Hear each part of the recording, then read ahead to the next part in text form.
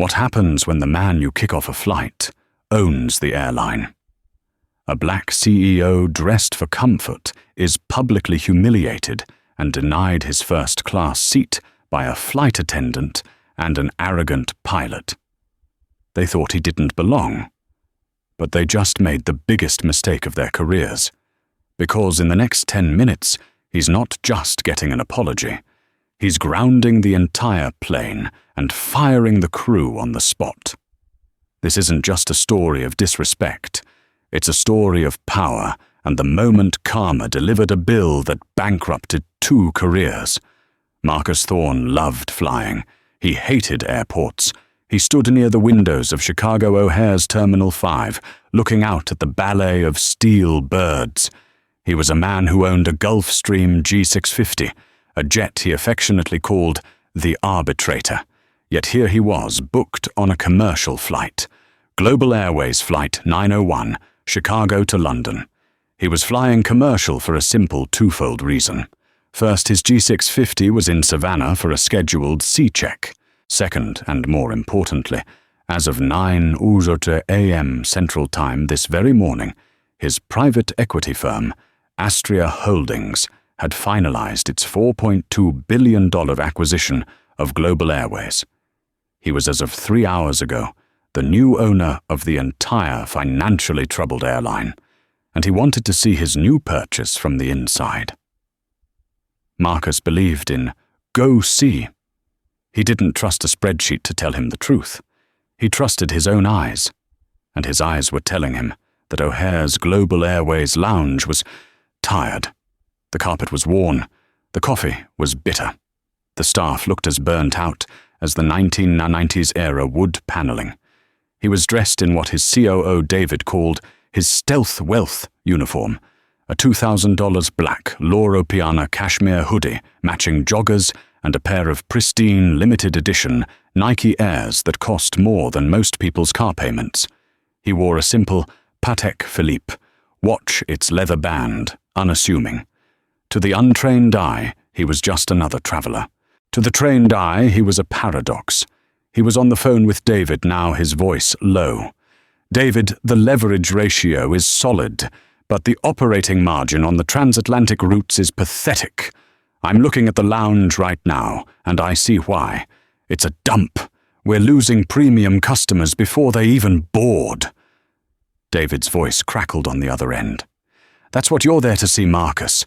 The board reports said customer satisfaction in premium cabins is robust. You suspected they were lying. They weren't lying, David. They were just rounding up. Marcus sighed. A 60% satisfaction rate is robust if your only other option is swimming. I'm heading to the gate. I bought 1A specifically. Let's see if the in-flight experience is any better. I'll call you when I land in London. We're tearing this thing down to the studs. Godspeed, Marcus, and try to enjoy the flight you just bought. Marcus hung up and checked his boarding pass on his phone. First class 1A. He'd paid the full $8,400 fare. He didn't use a corporate discount. He wanted the pure, unadulterated customer experience. He exited the lounge and walked toward gate K19. As he approached, the pre-boarding process was just finishing, and they were calling first class. We now welcome our first-class guests to board, the gate agent, a polite but weary-looking woman named Sarah announced. Marcus got in the short line behind a couple in their late 50s. The man was in a loud plaid blazer, the woman dripping in gold. They were Mr. and Mrs. Miller. They handed over their tickets, and the gate agent scanned them. Welcome aboard, Mr. and Mrs. Miller. As they passed, Mrs. Miller glanced back at Marcus. Her eyes did a quick, dismissive scan, hoodie joggers black. She nudged her husband, who looked back with the same expression. They whispered something to each other and chuckled. Marcus felt the familiar, dull thud of casual bigotry. It was a language he'd understood since he was 6. He ignored it and stepped forward, holding out his phone. Sarah, the gate agent, scanned his pass. Beep. Welcome aboard, Mr. Thorne. Seat 1A, straight ahead to your left." "Thank you," Marcus said, his voice even. He walked down the jet bridge, that narrow tunnel separating the chaos of the terminal from the artificial calm of the cabin. He felt a knot of anxiety, which was strange. He ran a $50 billion fund. He faced down hostile boards and bankrupted corporate raiders. But in these small enclosed public spaces, he was just another black man, and he always felt like he was one misunderstanding away from a confrontation. He was about to find out how right he was. He stepped onto the Boeing 777. The air was a familiar, recycled chill. He was met at the door by 2 flight attendants. One was young, bright-eyed, with a name tag that read Chloe. She gave him a genuine warm smile. "Welcome aboard." The other was older, with a severe blonde haircut and a name tag that read Brenda. She was the purser, the senior flight attendant. She didn't look at him. She was busy rearranging pre-departure drink glasses. "Good afternoon," Marcus said to both of them. Chloe responded, "Good afternoon, sir. Can I see your boarding pass to help you find your seat?" "Thank you, Chloe. I'm in 1A. Marcus moved past her into the first-class pod. It was a 1-2-1 configuration. His seat 1A was the flagship window seat in the very front. As he approached, he saw Brenda the purser chatting warmly with the Millers, who were settling into 1D and 1G, the center seats across the aisle. "Oh, you're absolutely right, Mr. Miller." Brenda was saying, her voice a syrupy mix of deference and familiarity. "The service has just gone downhill, but don't you worry, I'll take very good care of you both today. Can I get you a pre-departure champagne? We have the Bollinger." "That sounds wonderful, Brenda," Mrs. Miller gushed. Marcus arrived at 1A and began to stow his briefcase in the overhead bin directly above his seat. It was a standard-sized hard-shell Toomey well within regulations. "Excuse me." Marcus turned. Brenda was standing behind him, her smile gone, replaced by a tight, thin-lipped mask. "Sir, that bin is needed for other passengers," she said, her voice sharp. Marcus paused, confused. The bin was empty, save for the crew's emergency equipment at the far end.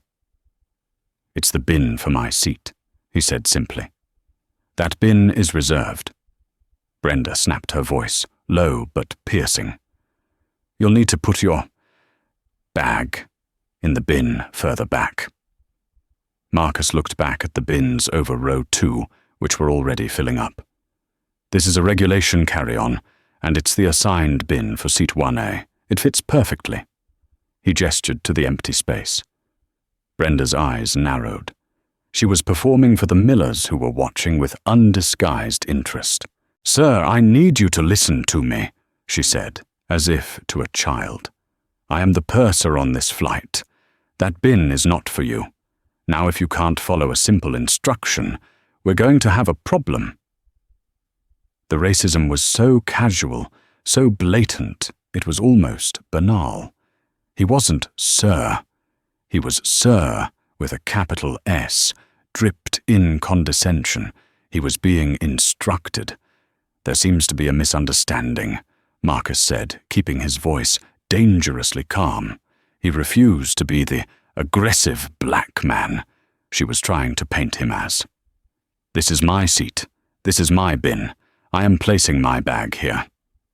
He turned to place the bag. Brenda did something he didn't expect. She put her hand on the briefcase, blocking him. "I'm not going to tell you again. Move. The bag." The entire front cabin went silent. Chloe, the junior flight attendant, looked over her face, pale with panic. Marcus looked from Brenda's hand to her face. "You are not permitted to touch my property. I am a ticketed first-class passenger. This is my assigned space." "He doesn't belong here," Mrs. Miller whispered to her husband, loud enough for Marcus to hear. "He probably used fake miles." Brenda smiled a tight, vicious little smirk. She felt empowered. "Sir, I don't know how you managed to get this seat, but in first class, we follow crew instructions. You are creating a disturbance." "I am sitting in my seat," Marcus said, his voice dropping an octave. "You are the one causing a scene by trying to deny me access to the overhead bin for what reason exactly?" "I don't need to give you a reason," Brenda said, her voice rising. "I am in charge here, and I want you to move that bag, or I will have you removed from this flight." "You will have me removed?"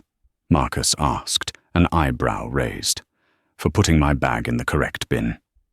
"For being disruptive and non-compliant?" She shot back. "That's right, I'll do it." She turned on her heel and stormed toward the front of the plane, disappearing behind the curtain into the galley, and Marcus knew toward the cockpit. Mr. Miller snorted. "Should have just flown, coach kid." Marcus took a deep breath. He took his briefcase, and with a deliberate firm motion, placed it in the bin and shut the door with a solid click. Then he sat down in 1A. He pulled out his phone and sent a single text to his COO, David. "Potential 1091. Flight 901. Stand by. A 1091 was Astria's internal code for a critical on-site problem. David would know." Chloe, the junior attendant, approached him timidly, holding a glass of water. "Sir, I'm so sorry. Can I get you?" Before she could finish, the curtain to the cockpit was thrown open.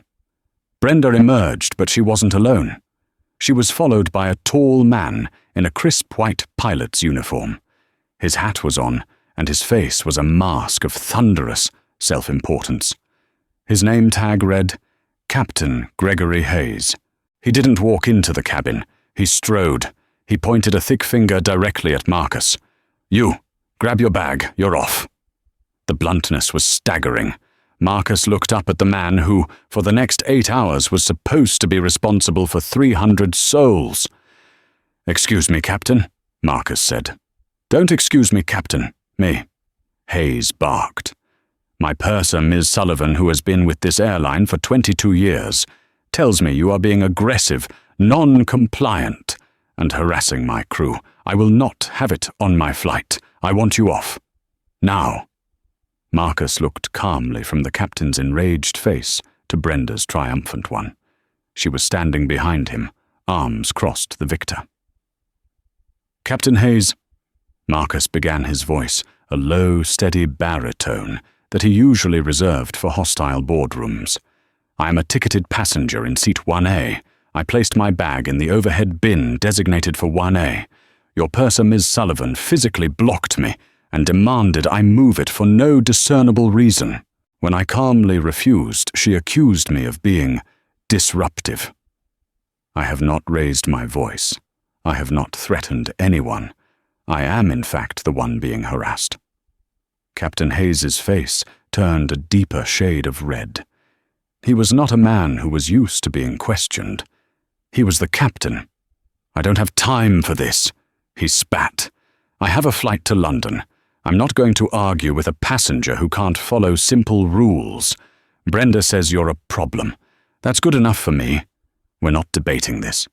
Get your bag." "Captain," Marcus said, standing up slowly. He was slightly taller than Hayes, which seemed to infuriate the pilot even more. "I am telling you as a customer of this airline that your purser is lying. She racially profiled me the moment I stepped on this plane. She wanted this bin for her friends." He gestured at the Millers, "and she decided I was the path of least resistance. She was wrong." "That's it," Hayes roared. "That's an accusation against my crew. You're done." "Security." He turned to Brenda. "Call airport security. Have him removed." "No." Chloe, the junior attendant, suddenly squeaked from the galley. Everyone turned. She was pale, trembling. "Captain, he's telling the truth. I saw it. Brenda, she told him the bin was reserved." "It wasn't. He wasn't being aggressive at all." "She was." The silence that followed was absolute. Brenda's face went from triumph to cold, murderous rage. Captain Hayes, however, just waved a dismissive hand at Chloe. "You're new. You don't know the rules. Stay out of this or you'll be joining him." He turned back to Marcus, his eyes full of gravel. "I am the captain of this aircraft. My authority is final. I am giving you one last chance to walk off this plane of your own accord. If you refuse, I will have you removed for interfering with a flight crew, and I'll make sure you're put on the no-fly list." This was the moment, the point of no return. Marcus knew that if he backed down, nothing would change. He also knew that if he fought, he would be dragged off the plane. "Captain Hayes," Marcus said, his voice now devoid of all warmth, "you are making a catastrophic mistake. I urge you to reconsider." "Is that a threat?" Hayes sneered. "It is a statement of fact," Marcus replied. "Get him out of here," Hayes commanded. Just then, 2 O'Hare airport security officers, summoned by Brenda on the cabin phone, appeared at the door. "Captain, you called for assistance," one of the officers asked. "Yes," Hayes said, pointing his finger again.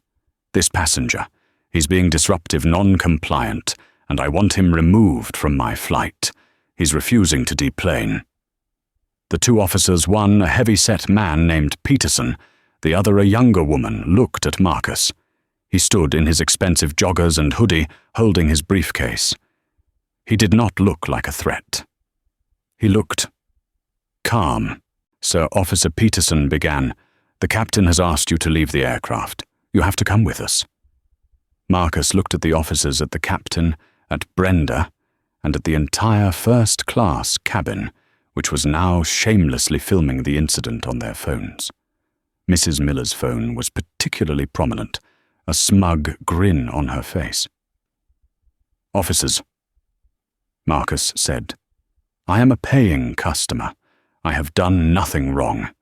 I am being removed because this flight attendant," he pointed at Brenda, "and this captain," he pointed at Hayes, "are discriminating against me." "That's what they all say," Hayes scoffed. "Get him off." Peterson sighed. He didn't want this paperwork. "Sir, I don't care why.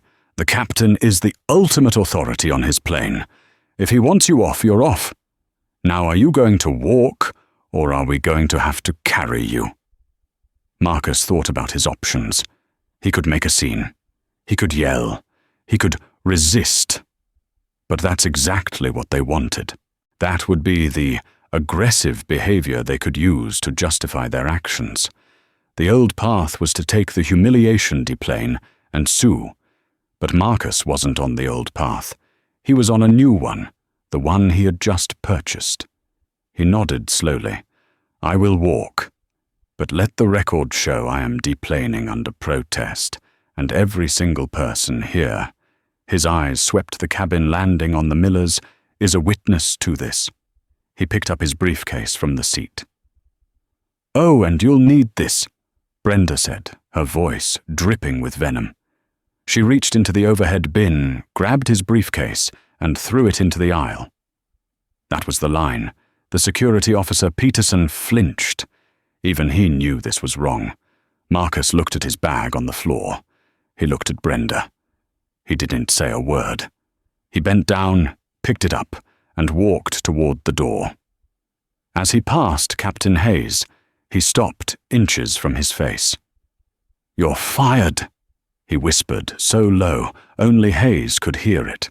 Hayes recoiled, then laughed. "Get out of here, you lunatic." Marcus stepped off the plane and onto the jet bridge. The heavy cabin door slammed shut behind him with a sound of finality. He was now in the grey windowless tube, flanked by the 2 security officers and the original gate agent Sarah, who looked horrified. "Sir," Sarah began, I am so sorry. I don't know what happened, but I can try to rebook you on—" Marcus held up a single hand, silencing her. He pulled out his phone. The screen lit up. He had 1 missed call and 4 texts from David. 10 to 91 confirmed. "What's the situation? Marcus, are you okay? I'm spinning up legal." Call me." Marcus hit the callback button. The two security officers and the gate agent watched him. "David," Marcus said into the phone. His voice was no longer calm. It was the sound of a glacier calving. It was pure, cold, concentrated power. "I'm on the jet bridge at K-19. I've been removed from Flight 901. He listened for a moment. "Yes, that flight. The one we own. No, I'm fine. But the plane is not." He paused, his eyes drilling into the closed aircraft door. "I want you to ground it. Right now." The gate agent Sarah gasped. The security officers exchanged a look. This guy was either delusional or something else. "David, listen to me very carefully." Marcus continued, his voice like forged steel. "Call O'Hare Tower Operations. Call Global Airways Central Command. I don't care who you have to wake up. You have 5 minutes to get me Robert Walsh on the line." Robert Walsh was the outgoing CEO of Global Airways, the man Marcus was supposed to be replacing. Tell them there is a Code 1 security and ownership audit in progress at Gate K99. Use those exact words. Tell them Flight 901 is grounded by executive order of the new chairman of Astria Holdings. That's me. That plane is not to push back. It is not to move an inch. I want its transponder signal frozen. If it moves, you buy the tower. He was pacing the jet bridge now, a caged lion. "Next," he said, "get me the full employee files for a purser named Brenda Sullivan and a Captain Gregory Hayes. I want their service records, their complaint histories, and their home addresses. No, I'm not going to their house. I want to know who I'm dealing with. Yes. And David, get Robert Walsh on a video call. Now. Patch him through. I don't care if he's in a meeting. Tell him his $10 million golden parachute depends on it." He hung up. Officer Peterson took a nervous step forward. "Sir." "What? What exactly did you just do?" "I'm stopping the plane," Marcus said. "You can't do that," the other officer said. That's a federal." "It's my plane," Marcus said, looking at her. "I just bought it."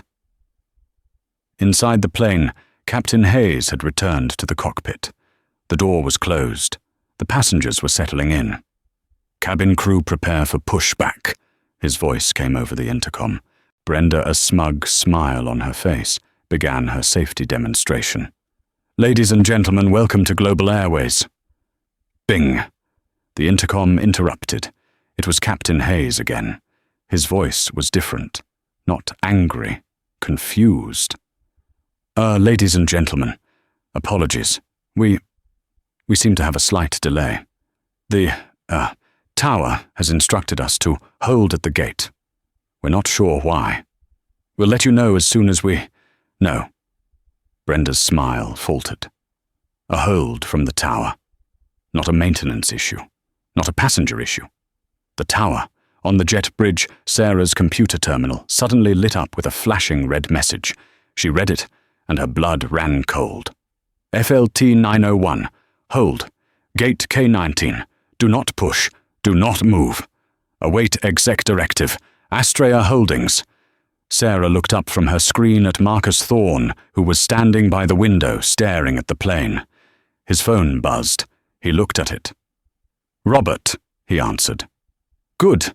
You're on video. Perfect." He angled the phone. "I want you to see this." He turned the phone's camera to face the jet bridge, showing the security officers and the gate agent. "Mr. Thorne," Robert Walsh's panicked, pixelated face appeared on the screen. "What's going on? My ops center is lighting up. They say you've grounded a 777. What in God's name happened?" "What happened, Robert?" Marcus said, switching the camera back to himself, "is that I was just forcibly and humiliatingly removed from my own aircraft by your and now my employees, specifically Captain Gregory Hayes and Purser Brenda Sullivan, for the crime of being a black man in a hoodie in seat 1A. Walsh's face went from panicked to ghostly white. He looked like he was going to be sick. "Oh, my God," Walsh stuttered. "Marcus, where are you? What do you want me to do?" "I'm on the jet bridge at K-19, and what I want," Marcus said, "is for you to walk your ass down here from whatever lounge you're in. I know you're at the airport. David told me you were flying to Dallas, and you and I are going to get back on that plane, together." "I'm in Terminal 3, Walsh yelped. "I'll be there in 5 minutes. Don't just stay right there, I'm running." The call ended. Marcus looked at the gate agent. "Sarah, you're about to have a very interesting day. I apologize for the trouble." Sarah just nodded, unable to speak. The door to the aircraft flew open. Captain Hayes stormed out, his hat off his face purple. "What in the hell is going on?" he bellowed, not at Marcus, but at the gate agent, Sarah.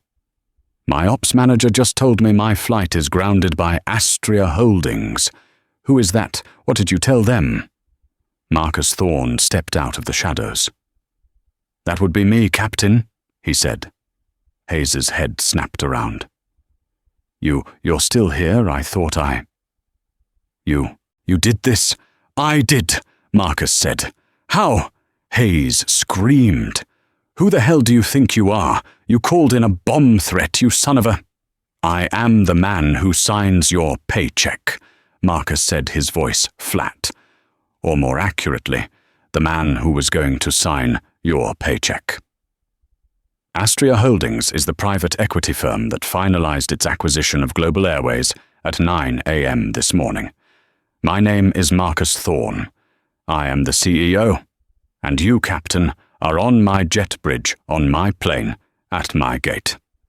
And you are, as of this moment, trespassing. The jet bridge became a vacuum. The normal sounds of the terminal, the distant boarding calls, the rumble of carts, the hum of the air conditioning, all faded to nothing. There was only the stunned, horrified silence of Captain Gregory Hayes. His face, which moments before had been a mask of purple rage, had collapsed. The blood didn't just drain from it. It fled as if summoned by a siren, leaving behind a waxy, sallow-grey pallor. His mouth opened, then closed, then opened again, a fish gasping in an alien atmosphere. His mind was a cockpit in a flat spin, all alarms, blaring instruments dark. He stammered. You're, what? He was a man defined by his 4 stripes, by the absolute federally mandated authority he wielded the moment he stepped onto an aircraft.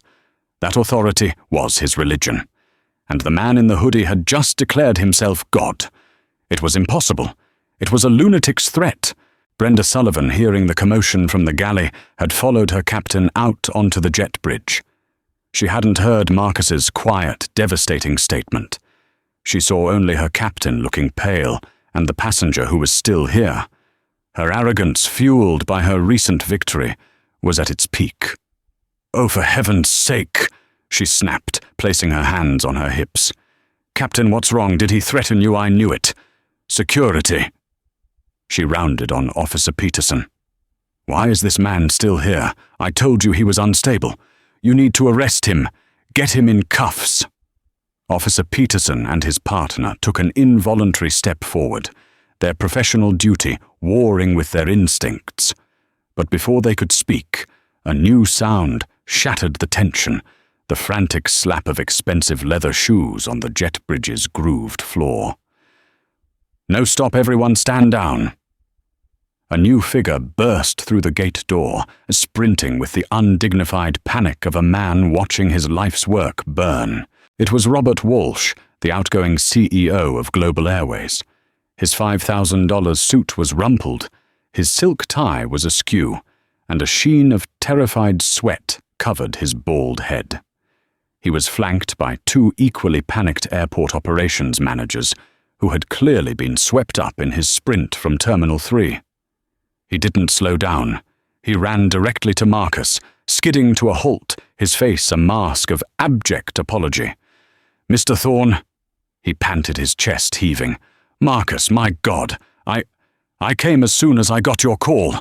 On behalf of the entire airline, I cannot begin to apologize."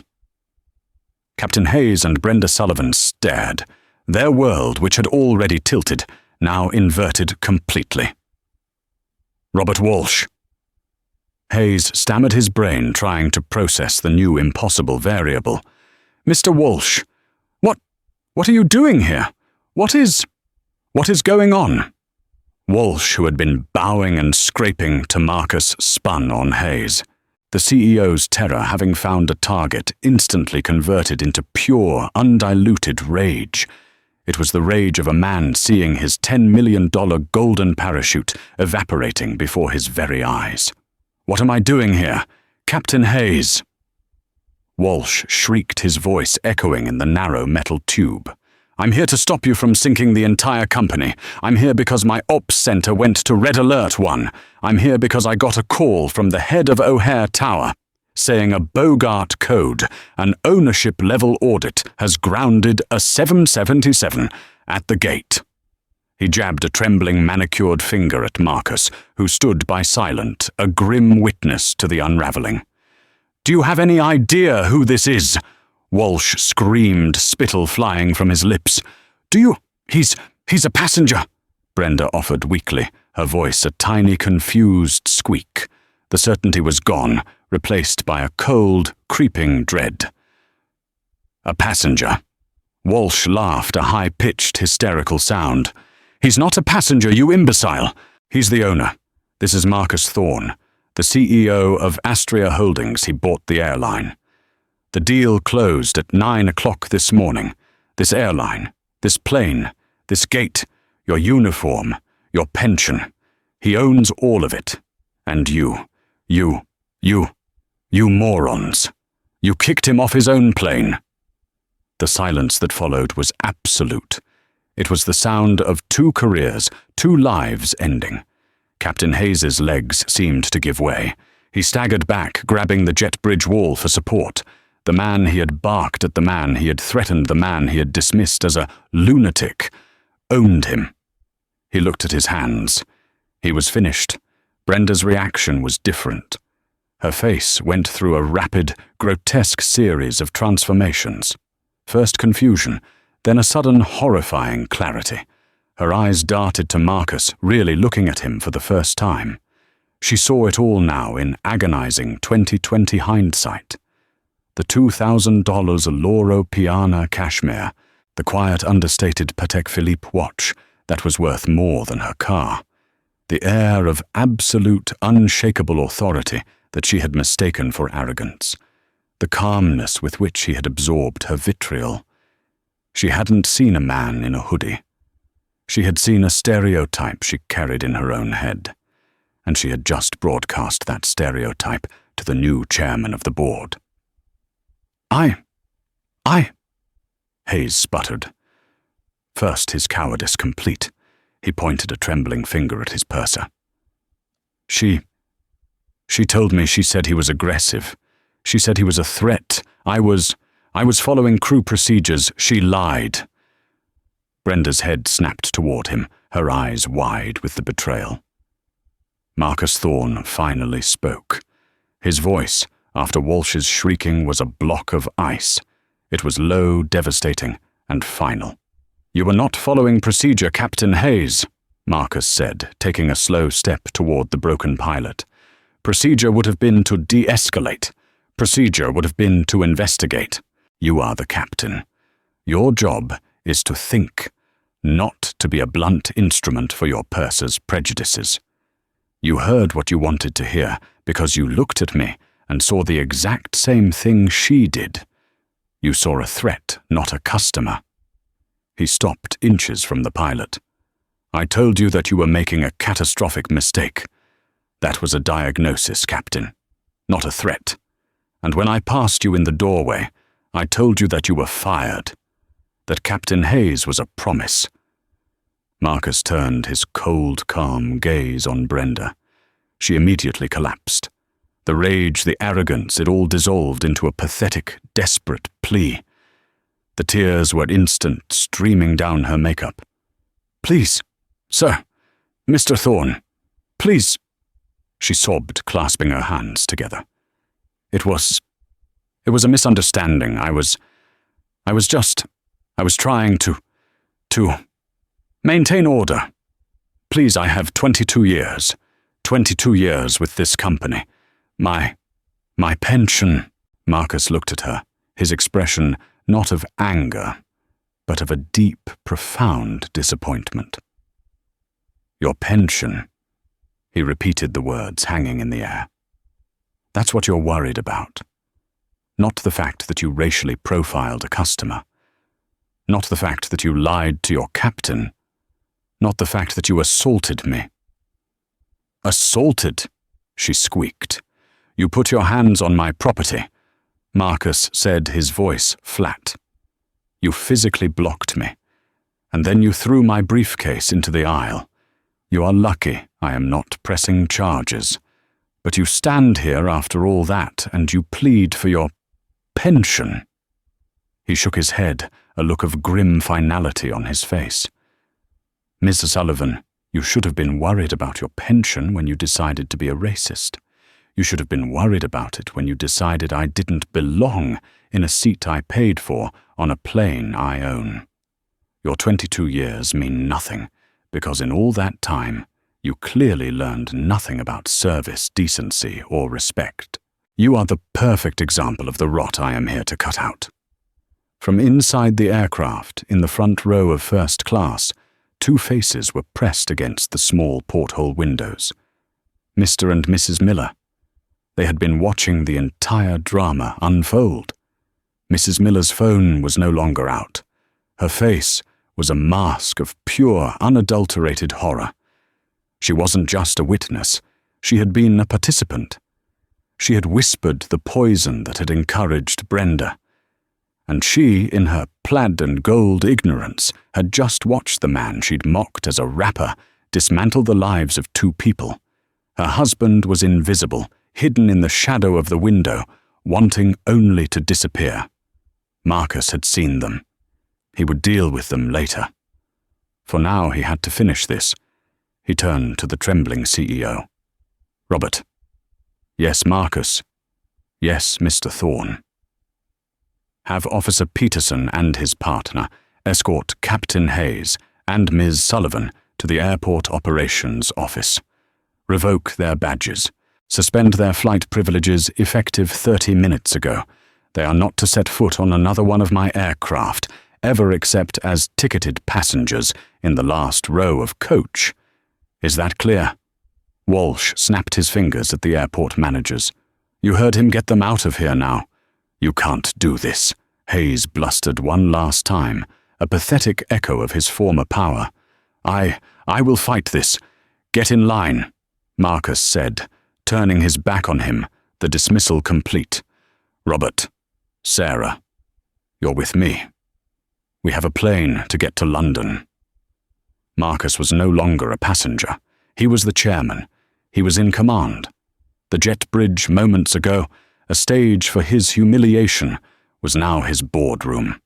The air, thick with panic and adrenaline, snapped to attention around him. He turned his gaze from the crumbling visages of Captain Hayes and Brenda Sullivan to the ashen-faced, panting CEO, Robert Walsh. "Robert War." Marcus said, his voice a low, resonant baritone that cut through the ambient noise of the terminal. It was the voice he used when he was about to liquidate a failing division. "Here is what happens next. This is not a negotiation. This is the new procedure." Walsh, a man who managed a $4 billion company, nodded like a terrified intern. "Yes, Mr. Thorne, absolutely. Anything." Marcus looked at the two security officers who were standing, frozen their hands, hovering near their belts, unsure if they were witnesses or still enforcement. "Officers," Marcus said, his tone softening just enough to signal they were not the enemy.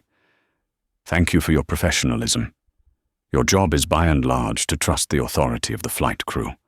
Today that trust was misplaced, but your role is not over. He gestured to Hayes. I want you to escort Captain Gregory Hayes to the nearest Global Airways Operations office. You will wait with him until a representative from my legal team, who is already on their way, arrives. He then turned to Brenda, whose face had gone from rage to a grotesque mask of disbelief. She was vibrating, her hands clenched into white-knuckled fists. You will do the same with Ms. Sullivan. They are to be separated. They are not to speak to each other. They are not to use their phones. They are, for all intents and purposes, in administrative custody. You can't do this. Hayes finally exploded his pilot's bravado, returning as a desperate, pathetic bluster. I have a union, the pilots' union. You have no idea the power we have. You can't just fire me on a jet bridge. There are procedures. There are rules. Marcus took one slow step toward him. He was taller than Hayes, and he used every inch of it. He didn't raise his voice. He lowered it, forcing the captain to lean in, to strain to hear his own execution. Captain, let's talk about procedures. I'm sure your union will be very interested in them.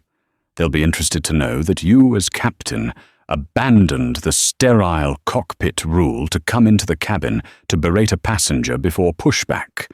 They'll be interested to know you violated federal guidelines by refusing to even listen to a passenger's claim, instead choosing to escalate a situation created entirely by your purser. He leaned in his voice, dropping to a whisper.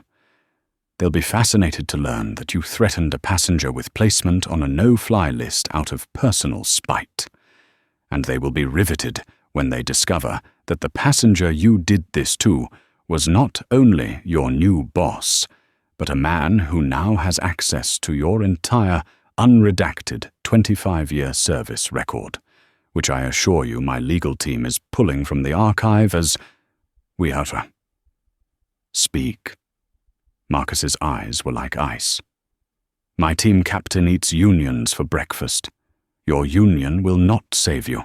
They will in fact post-haste cut you loose to save themselves the embarrassment of defending a man who so flagrantly, so publicly, and so stupidly violated the most basic tenets of his job.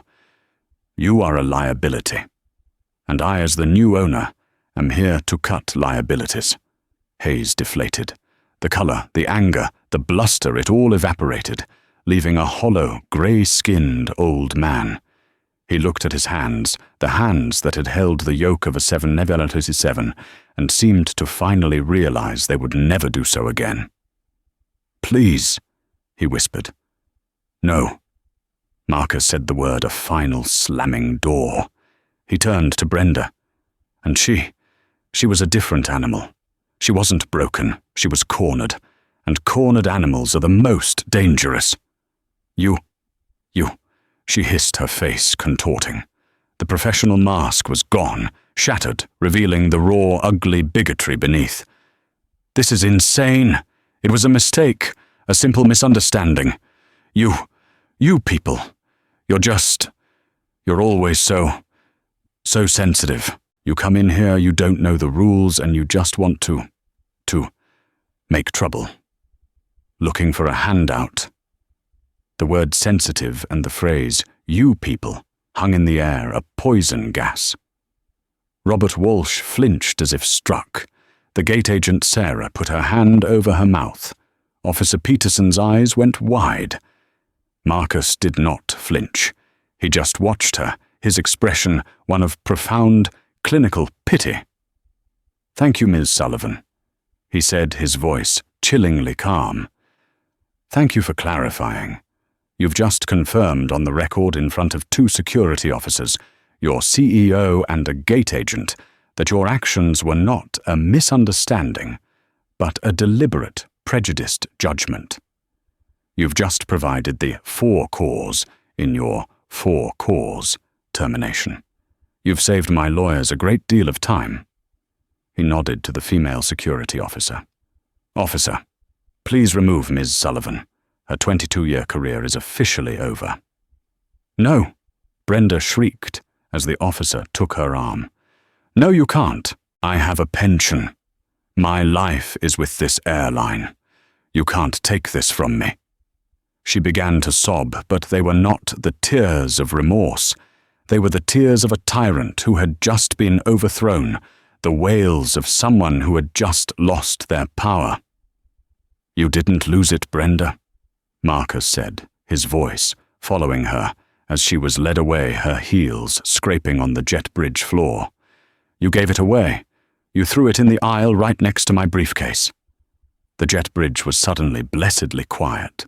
The storm had passed, leaving only the three of them, Marcus Walsh and Sarah. Marcus took a deep, cleansing breath, the CEO persona replacing the executioner.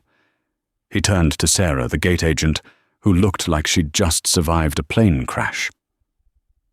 "Sarah," he said, and his voice was warm, instantly putting her at ease. "You handled that check-in with absolute professionalism, both the Millers and mine. I noticed. Your terminal is flashing red. That was my hold order."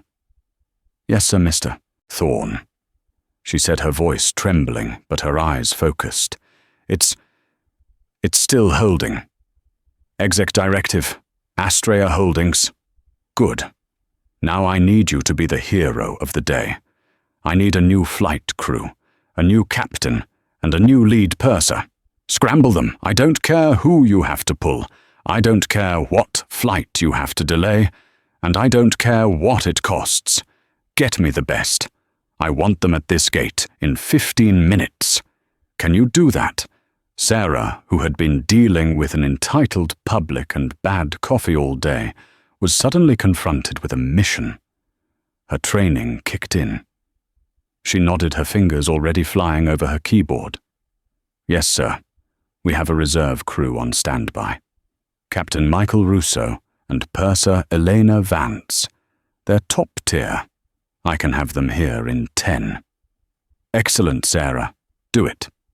Marcus turned to Robert Walsh. "Robert, I want you to go into that cabin. I want you to find the junior flight attendant. Her name is Chloe. She's young, dark hair. She tried to tell the truth. She stood up to that captain. I want you to bring her to me. Right now. Just her." Yes, of course." Walsh stammered, grateful to have a task. He scurried onto the plane.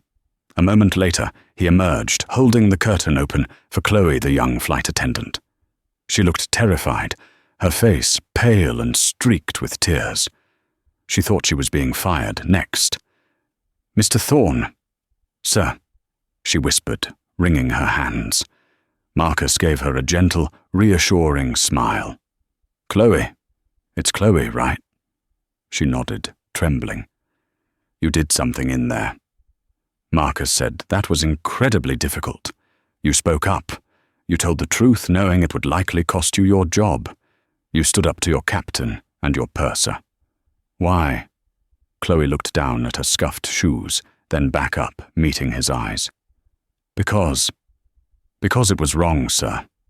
What they were doing, it was just wrong. And you were right. You weren't aggressive. You were a gentleman. They hated you for some reason. It wasn't right." Marcus studied her for a long moment. He saw no angle, no calculation. Just a fundamental bedrock decency. "Robert," Marcus said without taking his eyes off Chloe. "Global Airways has a head of in-flight customer service training. Does it not a senior management position?" Yes," Walsh said, confused. That's Diane Pritchard. She's based in Dallas." "She's not anymore," Marcus said. "As of right now, I'm creating a new task force. The Global Airways Culture and Accountability Task Force. It will answer directly to me. And Chloe, as of this moment, you're the new head. We'll give you a new title, Executive Director of In-Flight Experience. You're grounded effective immediately. Your new salary is triple what it is now. Your first job is to fly with me to London in a passenger seat, and we're going to write the new service manual for this entire airline. One that's based on respect, not prejudice. Chloe stared, her mouth open. I'm just a flight attendant. I've only been flying for 2 years. You're the only person in that entire crew who showed me what this airline can be, Marcus said. I can't teach integrity, Chloe. I can't teach courage. You already have it. I can teach you how to run a department. Congratulations on the promotion. Go, get your things, and grab a seat in the cabin. We'll talk more on the way. Chloe, in a daze, just nodded and stumbled back onto the plane, her entire life rewritten in 30 seconds. Now, Marcus said to Walsh, you and I are getting on this plane. We're going to apologize to our passengers. Of course, Marcus. Of course. Marcus picked up his briefcase. He looked at Walsh. Let's go. They stepped back onto the plane. The atmosphere was electric, a cathedral of silence. Every single passenger from the front row of first to the last row of coach was staring. Marcus walked past 1D and 1G, the Millers. Mr. Miller was staring at his seat-back screen, which was turned off. His face was a waxy, sickly grey. He looked like he'd aged 20 years. Mrs. Miller was frozen, her hand halfway to her face, her eyes wide, with the kind of primal terror reserved for people who have just watched someone else's world end and realized they were standing in the blast radius. Her phone was clutched in her other hand, dark. She, who had been so eager to film his humiliation, now looked like she wanted to be swallowed by the earth. Marcus didn't stop. He didn't say a word to them. He simply paused.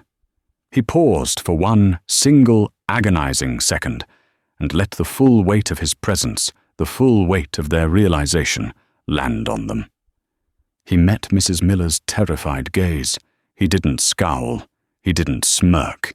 He just looked. A look that said, I see you. I know what you did, and you are nothing. Then he moved on. He walked to the front of the cabin and took the intercom from a new, wide-eyed flight attendant who had just run on board. Robert Walsh stood beside him, looking like a chastened ghost. Marcus pressed the button. Good afternoon, ladies and gentlemen. His voice boomed through the cabin, amplified, confident, and utterly in control. My name is Marcus Thorne, and as of 9:02 a.m. this morning, I am the new owner and chairman of Global Airways. A wave of audible gasps and frantic whispers rolled through the plane. I want to sincerely apologize for the delay. We had a change in management.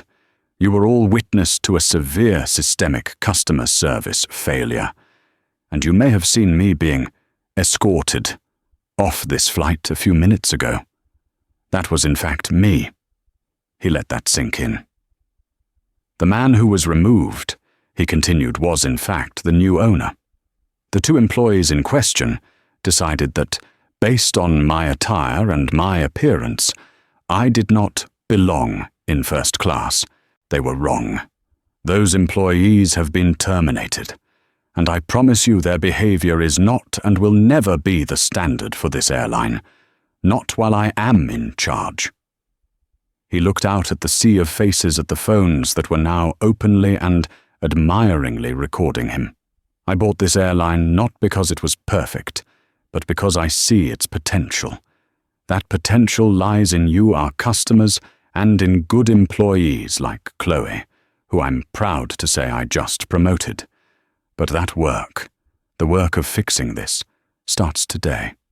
It starts with accountability. And, he said, a small smile playing on his lips, it starts with an apology that means something. Because you all had to sit through that? Here's what we're going to do. Every single passenger on this flight from first class to the last row in coach will be receiving a full refund for their ticket. The cabin erupted in shocked applause. But wait, he held up a hand. I'm not done. In addition, every one of your frequent flyer accounts will be credited with 100,000 miles. The applause turned into a roar. People were cheering. And finally, he said, his voice cutting through the din, for everyone in first and business class who had a front row seat to that ugly little drama, you will each be receiving a voucher for a free round-trip international first-class ticket to anywhere Global Airways flies. No blackout dates. My assistant is already processing it. The cabin was in a state of delirium. What had been a hostage situation was now a party.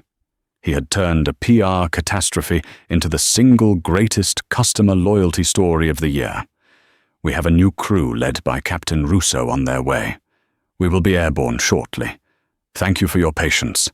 Welcome to the new Global Air 2. He hung up the intercom. The plane was buzzing. He walked back to his seat, 1A. He opened the overhead bin, and placed his Toomey briefcase inside. It shut with a satisfying, solid click. He sat down. He stretched his legs.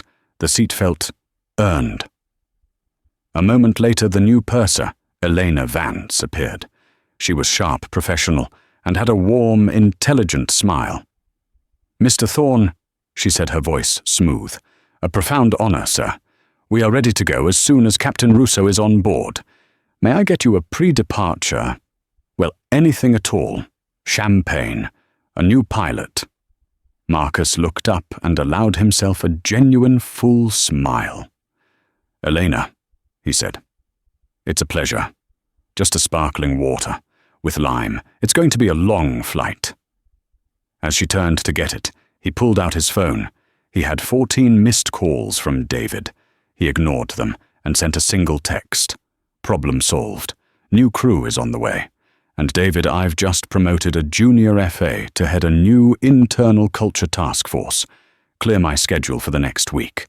The secret shopper audit is over. The chairman's audit is just beginning. I'm flying every major route we have. We have a lot of work to do. And just like that, karma came due at 30,000 feet. Marcus Thorne didn't just get his seat back. He took control. He exposed the rot that had been hiding in plain sight, and he proved that true power isn't about the uniform you wear or the title you hold. It's about the principles you're willing to fight for. Brenda and Captain Hayes had 22 years of experience, but they learned their most important lesson in their last 22 minutes. Don't ever judge a book by its cover, because you might just be disrespecting the man who wrote it and owns the entire library. What do you think of this story? Do you believe this kind of karma is possible? Let me know in the comments below what you would have done if you were in Marcus's shoes. And if you loved this story of hard justice and instant karma, please like this video, share it with someone who needs to see it, and be sure to subscribe to the channel for more stories where the arrogant get their due. Click that notification bell so you never miss a single update.